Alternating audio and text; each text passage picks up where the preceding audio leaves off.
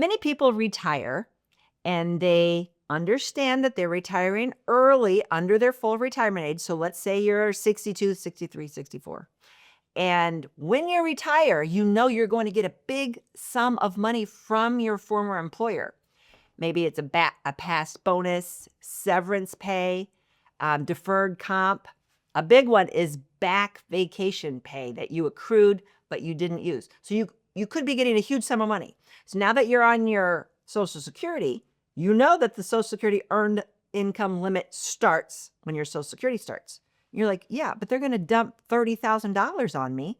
That's going to throw me over the annual limit, cause me to go into an overpayment situation, stop my... How's that fair? Well, first of all, that's not going to happen if you follow these simple steps. Stay tuned for the last step. It's the best. No, I'm kidding. The step is you must notify your employer to do their job correctly.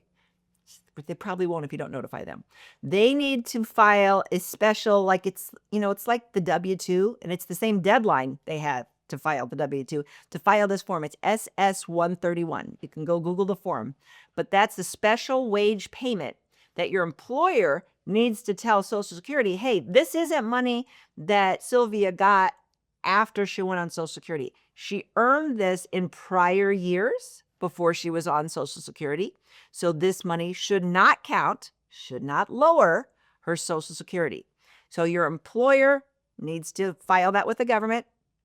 It's called a special wage payment. They can do it electronically or they can do a paper form, but you make sure that they do it, because if they don't, then at the end, when everything starts tumbling, you're like, where'd my Social Security check go? Why did it get... Then you have to try to fix it. It's a lot easier to prevent this than to fix it. So the Social Security earned income limit limits the income once you're on Social Security, once you're working now. These back payments I'm talking about are for work you did last year, or like in the case of unaccrued but unused vacation pay, that might have been over the last 10, 20 years, right? So the only thing that should be lower your Social Security should be basically a W-2, or if you're self-employed, a net self-employed income, but it should be for work you're doing now once you start your Social Security benefit. Remember, that amount does change every year based on the year you're watching this video. So you can go to the link in my bio. You can get my Social Security and Medicare cheat sheet, which will be updated for the year that you're watching this video. And make sure that you talk to your employer before you retire if you know you're going to get any of those special wage payments. If you want to learn more, go to Amazon, type in Medicare Mama, M-A-M-A, and I'll get you ready for retirement. If you like this video, you might really like this video. Check it out.